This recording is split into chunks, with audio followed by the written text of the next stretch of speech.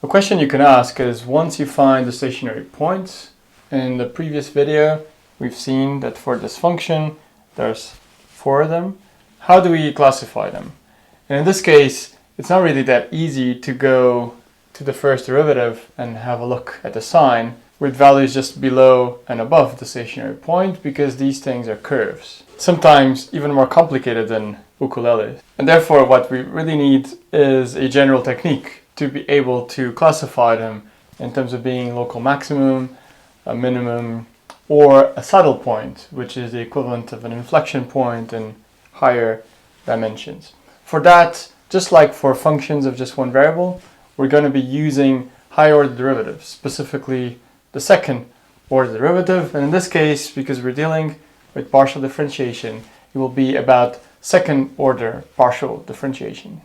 So let's introduce it, calculate a few second order partial derivatives before we go back to classifying the stationary points. For that, I think we need the ukulele and a very specific frequency, so we can clear the board on this part and leave the stationary points. So I need to find it very carefully.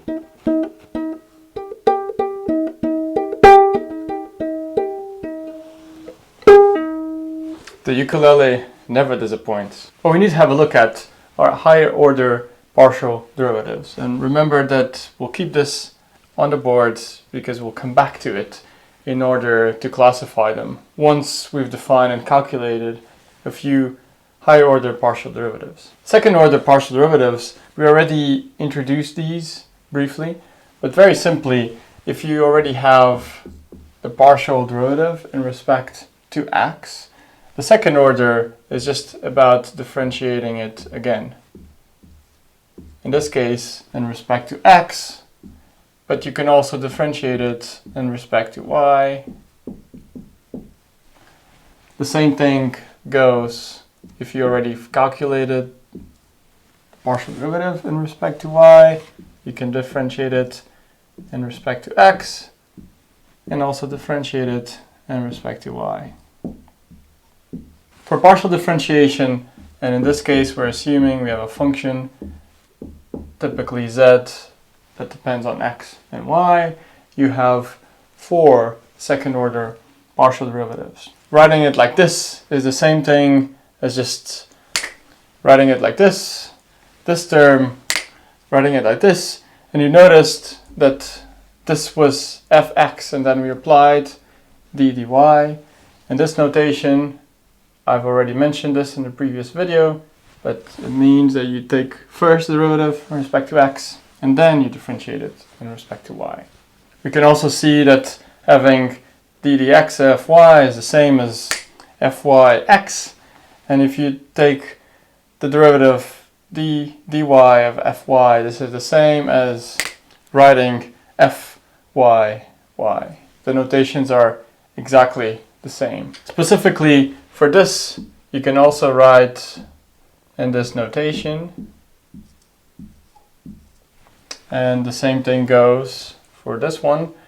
This one, if you use it fully in Leibniz notation, you would write it as d square f, and what you write on the bottom tells you essentially the order that you're taking these derivatives.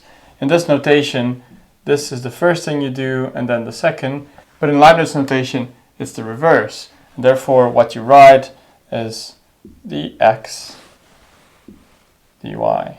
And this is the same as first you differentiate in respect to y and then you differentiate in respect to x.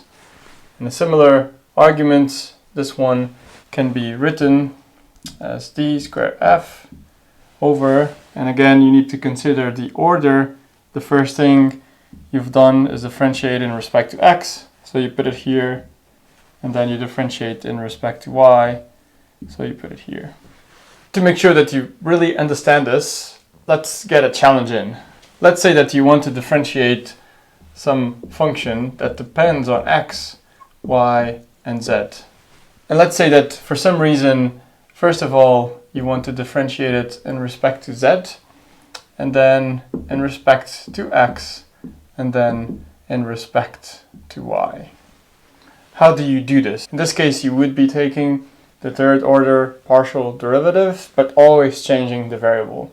In Leibniz notation, what you would do is here you would write the f, the z, and because we're taking a series of them, and you're now kind of a professional of how to use the notation, you would write d3 because you're going to be taking 3 partial derivatives of f, and then we write them in the correct order.